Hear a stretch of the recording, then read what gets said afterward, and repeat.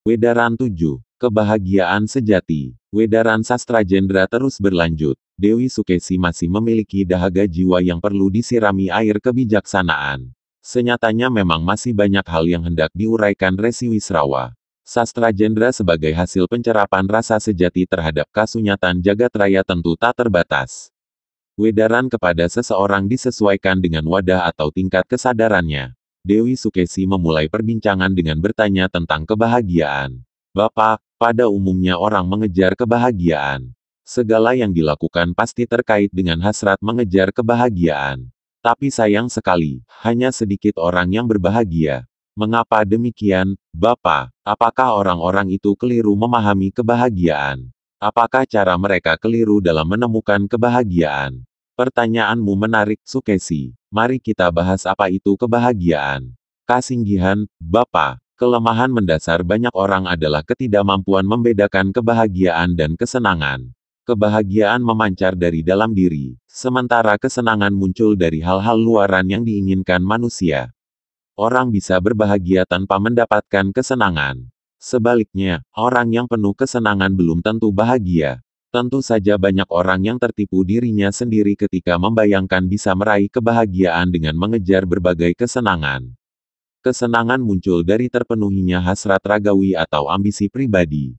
Orang bisa merasa senang saat disuguhi makanan lezat sesuai seleranya, berada di rumah yang indah dan megah selaras dengan impiannya, mendapatkan jabatan yang membuatnya dihormati banyak orang, dan semacamnya. Demikianlah, kesenangan muncul dari luar diri. Saat orang mengejar hal-hal semacam ini karena menganggap dengan semuanya itu dia bisa bahagia, penderitaan akan muncul dari dua sisi. Pertama, saat tidak mendapatkan apa yang dikejar. Kedua, kalaupun mendapatkan yang dikejar, muncul hasrat baru pada kesenangan yang lebih banyak lagi. Dewi Sukesi meresapi kata-kata Resi Wisrawa. Sukesi, perhatikan. Betapa banyak raja yang memegang kekuasaan begitu besar seringkali terlihat pening, jauh dari kedamaian dan kebahagiaan. Terlebih ketika ia berpikir kekuasaannya masih kurang dan ia harus mengejar kekuasaan yang lebih besar lagi. Lihat juga betapa banyak saudagar kaya yang tetap saja tidak merasa tenteram. Ia laksana orang kehausan, terus mengejar keberhasilan tanpa pernah terpuaskan. Tetapi, ada pertapa sederhana yang justru memancarkan jiwa yang damai dan tenang. Wajahnya selalu diliputi senyum bahagia. Demikian pula, kita bisa saksikan banyak petani atau pekerja kasar yang hidupnya diliputi kebahagiaan. Aku mengerti, Bapak, memang nyata adanya, kesenangan dan kebahagiaan itu dua hal yang berbeda. Lalu, dari mana munculnya kebahagiaan? Sukesi. Untuk mengerti soal ini, engkau perlu menyadari kembali kenyataan manusia sebagai jiwa yang menempati tubuh. Kebahagiaan sejatinya berakar di jiwa, bukan tubuh. Meski keduanya terkait, tetap saja kunci kebahagiaan terletak dalam jiwa seseorang. Tepatnya, kebahagiaan muncul saat kebutuhan jiwa yang paling mendasar terpenuhi. Apakah itu pencerahan, kesadaran, kesempurnaan? Dan itu tidak berada di luar diri, hanya bisa muncul ketika seseorang terhubung dengan sumbernya, Sang Atman yang bertahta di relung jiwa. Kebahagiaan muncul saat dayanan lembut memancar dari relung jiwa, lalu memenuhi pikiran dan mempengaruhi perasaan. Apapun yang terjadi di luar dirimu, kau tetap bisa berbahagia jika punya sikap menerima kemudian terus menyelami jiwa guna selalu terhubung dengan diri sejati. Jadi, sekali lagi, kebahagiaan hanya muncul saat ada daya yang mengalir dari relung jiwa daya Sang Atman yang mempengaruhi pikiran dan perasaan. Itulah keadaan saat kebutuhan jiwa yang paling mendasar terpenuhi. Kata kunci agar bisa terhubung dengan daya itu adalah penerimaan. Apakah artinya seseorang juga harus menerima jika belum tercerahkan, Bapak? Bukankah justru ketidakbahagiaan muncul karena pencerahan belum datang? Resi Wisrawa tertawa. Pertanyaan yang cerdas, Sukesi. Gini, harus dibedakan antara sikap berharap dan sikap tidak menerima. Sudah sewajarnya seseorang berharap mendapatkan pencerahan. Itu sifat bawaan dari setiap jiwa yang memang sedang berjalan menuju kesempurnaan. Tetapi justru pencerahan itu tidak muncul dengan dikejar.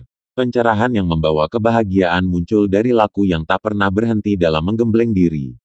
Namun, harus diingat, laku tersebut perlu diiringi penerimaan terhadap diri yang apa adanya, diharapkan. Semakin mengejar, semakin jauh pula pencerahan yang diharapkan. Jadi kuncinya penerimaan. Aku kini berbahagia dengan segala yang kurai. Ya, aku memang masih jauh dari pencerahan, tapi aku menerima apa yang ada padaku saat ini. Aku berterima kasih atas segala anugerah yang diberikan hidup padaku. Aku tidak berangan-angan secara berlebihan, aku tidak mengejar secara berlebihan. Pencerahan pun tidak aku kejar, karena aku sedang menikmati semua tahapan perjalanan yang aku jalani. Terlebih lagi, segala hal yang sering dianggap sumber kebahagiaan, kekuasaan, kekayaan, pasangan hidup sama sekali tak aku inginkan. Aku sudah merasa nyaman dan damai dengan apa yang ada saat ini. Sukesi, justru itulah pertanda dirimu semakin tercerahkan dan diliputi kesadaran jiwa agung. Selayaknya engkau berterima kasih kepada Hyang Maha Agung atas segenap anugerah yang kau rasakan saat ini. Inji Bapa, aku hendak melanjutkan wedaranku. Kebahagiaan juga merupakan buah dari keselarasan antara pikiran, perasaan, perkataan, tindakan, dan suara dari relung jiwa. Tak mungkin seseorang bahagia jika pikiran, perkataan, dan tindakannya berbeda. Atau, berbeda antara yang dilakukan dengan apa yang dituntun sang guru sejati lewat suara tanpa rupa dari relung jiwa. Tanpa ada keselarasan dalam diri, kebahagiaan tak mungkin terjadi. Kebahagiaan menjadi milik siapapun yang berani jujur pada diri sendiri. Artinya, berani menjalani apapun yang merupakan suara hatinya yang paling dalam. Sekali saja seseorang lebih memilih mengikuti pandangan orang lain, demi citra atau nama baik, atau atas alasan mengikuti sopan santun dan tata krama, saat itulah kebahagiaan sejati pasti menjauh darinya. Jadi kuncinya tetap mengenal diri sejati, mengenal tuntunan dari dalam diri, dan hidup selaras dengan itu. Benar, karena itulah kita bisa menyatakan bahwa kebahagiaan tidak bisa dikejar. Kebahagiaan tumbuh secara alami saat seseorang rajin menyelami diri dan semakin terhubung dengan sukma sejati. Aku mengerti, Bapa, tapi aku masih punya pertanyaan. Seolah-olah hendak dinyatakan tubuh ini tidak penting. Atau apapun yang terkait dengan sesuatu di luar diri tidak penting. Padahal, kenyataannya, saat sakit, bukankah seseorang tak akan bisa bahagia? Saat tak punya makanan untuk kebutuhan keluarga, bukankah seseorang juga tak bisa berbahagia? Resi Wisrawa kembali tertawa mendengar pertanyaan Sukesi. Pertanyaan itu memang layak diajukan agar kita bisa mendapatkan pengertian yang semakin utuh.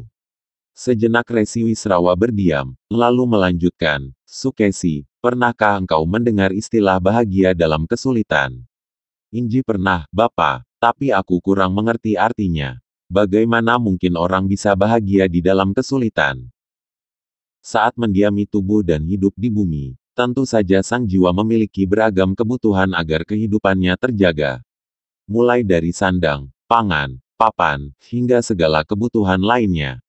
Bukan perkara aneh jika ada banyak orang yang kemudian kekurangan sandang, pangan, dan papan, baik karena tak bisa mengembangkan sumber daya yang dimiliki maupun karena terjebak tatanan kehidupan yang tak adil.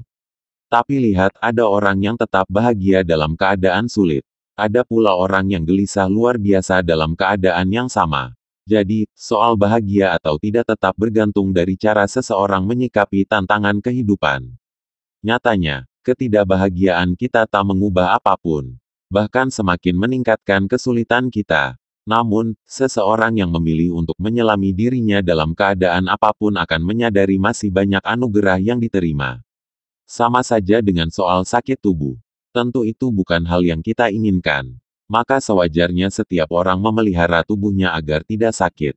Nah, kalaupun akhirnya sakit, kita tetap bisa memilih menerima atau memberontak. Jika menerima sakit sebagai akibat cara hidup yang dijalani, atau sebagai akibat pekerjaan besar kita, dan berupaya untuk sembuh, kita bisa tetap bahagia dalam sakit. Tapi jika kita memberontak, sakit akan semakin berat akibat ketidakbahagiaan di dalam jiwa. Jadi, dalam keadaan apapun, orang-orang yang berkesadaran bisa memilih untuk tetap tenang dalam tuntunan sang guru sejati. Bahagia dalam kesulitan itu hal yang lumrah, bisa dilakukan siapapun yang telah mengenali kesejatian dirinya karena sesungguhnya, jiwa agung kita tak bisa terpengaruh oleh kesulitan apapun. Masuklah ke situ agar selalu bisa merasakan kedamaian yang tak tersentuh segala perubahan di dalam atau di luar diri. Untuk bisa sampai pada keadaan ini tentu setiap orang perlu berlatih dan belajar. Selalu sadari, rasakan, dan nikmati aliran napas dalam keseharian. Semakin seringlah menyelami diri melalui ruang kosong di balik ulu hati agar selalu terhubung dengan diri sejati. Demikianlah cara untuk merasakan kebahagiaan yang berkesinambungan dan langgeng. Aku mengerti, Bapak. Terima kasih untuk edaran yang sangat mencerahkan ini. Dewi Sukesi memungkasi perbincangan sembari merasakan daya lembut mengalir dari dadanya. Kedamaian dan kebahagiaan menyelimuti dirinya.